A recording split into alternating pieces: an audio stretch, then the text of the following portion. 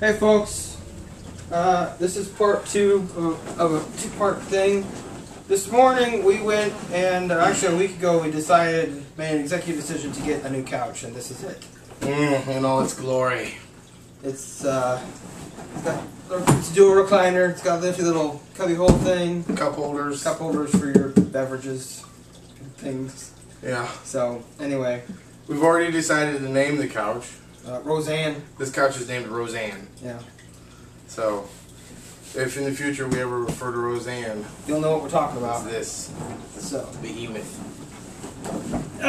Anyway, we've also realized that YouTube does not, on a separate note, YouTube does not accept videos over 10 minutes.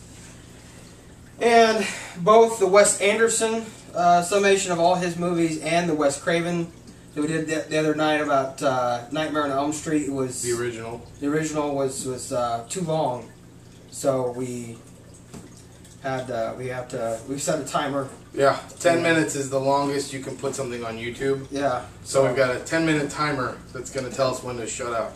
Yep. So at least we'll hear a beep, and then we'll know we got 1 minute. Yeah. Left, so. No time to hit the wrap up. Yep. So anyway, Wes Craven. Nightmare on Elm Street. Having a couple days to sit on it, not doing this instantly after watching. Yeah. I still give it a strong 3. I liked it. I didn't really like it. I didn't hate it, but I still stick with a strong 3. Some of if you haven't seen this movie, the reason we chose to watch it was the new one's getting ready to come out. It's a remake of the original. Who's doing it? Ooh, I don't know. Hopefully Wes Craven. That'd be interesting. That'd be, yeah. Anyway. Yeah. So, to wrap up this movie, to tell what it's more or less about, is this guy who was a child murderer. 20 years prior to the story. 20 years prior to the story or so.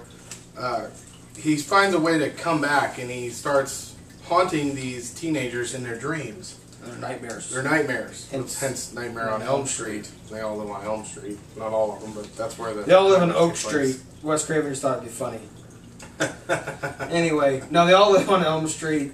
He comes back in their nightmares. He's fixated on one girl, and she has 3 friends, 2 guys and a girl. They the first night one of them dies, they're having like a get together. Her mother is out of the house. The reason he's fixated on it is because 20 years prior, see, Fred Krueger was caught and tried, but because of a loophole, they forgot to get a search warrant for his place, and he got out scot-free on that. And so the parents of the children that were killed in the town thought it was a huge injustice, so they went and burned him alive. Yeah. He went back to the place where he had committed the murders. Right. And they tracked him down and burned the place to the ground with him in it. Right. And we pointed out this is kind of like the whole thing that was mentioned in Austin Powers. You always wait to see that your plan goes through. You just don't assume that it happens. Yeah. Because, you know. We can't assume, though, that he was killed in the fire because he comes back in the form of like a demon poltergeist type entity. But he comes to our side, so it's kind of like half and half. You know, he's half in, half out type of a deal. Yeah. He can exist on both sides. And so, but the reason he's fixated on this one girl is because her mother has his claws in the basement. His glove, his homemade glove that's got his knives on it. Yeah, in the basement. And never a good thing to keep around as some serial killers. Why would you keep a memento of a serial killer? That's something serial killers do. Yeah. You know. Anyway. She was a boozer, though, so big time. Had issues. Yeah. Needless to say.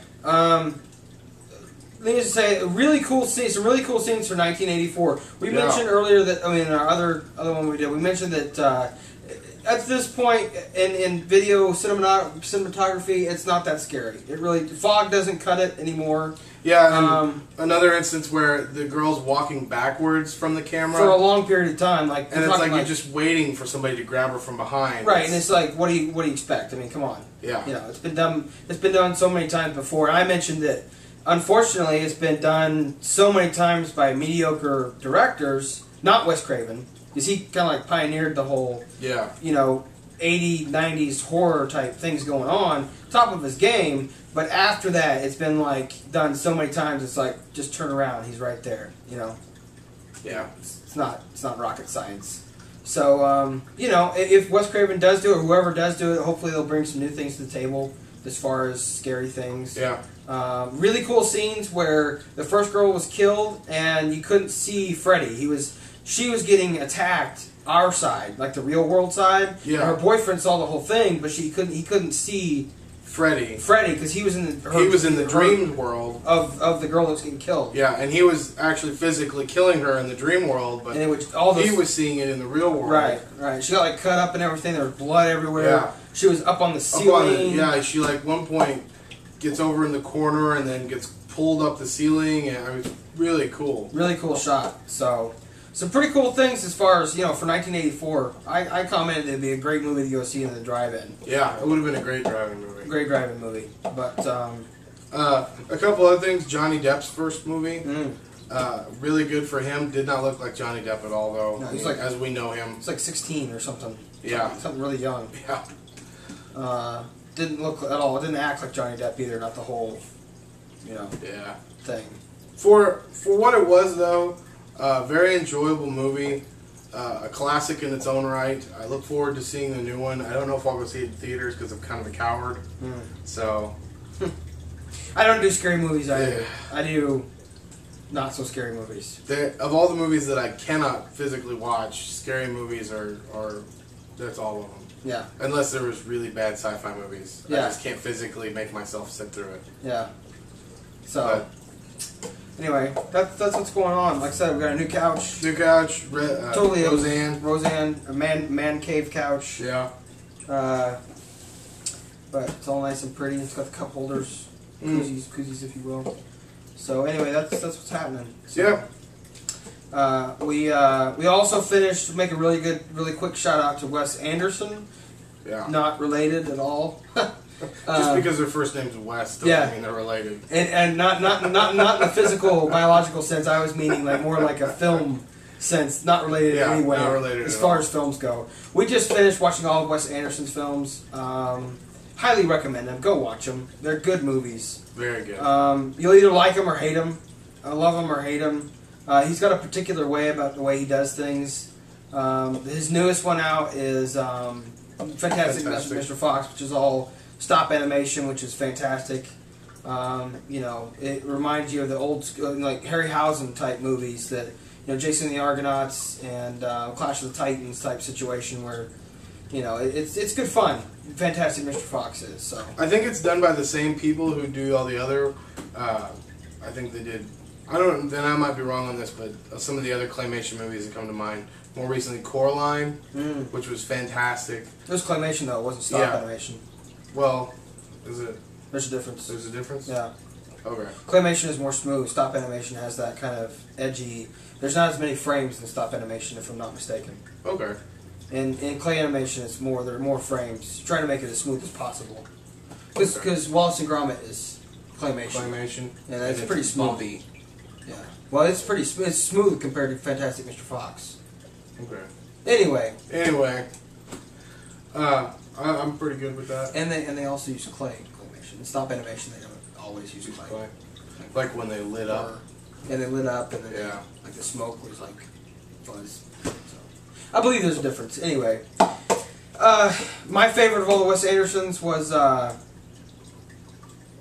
Life Aquatic with Steve Zissou. Good movie. Oh, we have 1 minute. We have 1 minute. The buzzer, which means we have to wrap up. Yeah. Before we get to the end, or we run over time. Okay, so quick. Okay, my favorite is the Darjeeling Limited. It's about a train, some brothers. It's great. Watch it. Yeah. I love it. If you love it, you'll love me. And if you love it, I'll love you, or whatever. Really, it's not conditional. It really doesn't matter. It's unconditional. Yeah. As it were. We're not going to get into that. Anyway, so, peace out. Yeah, we're going to wrap it up here about 9 minutes in. Yeah. Have a good time. There's our couch in all its glory. Look at it. See you, Roseanne. There you go. All right, later, folks.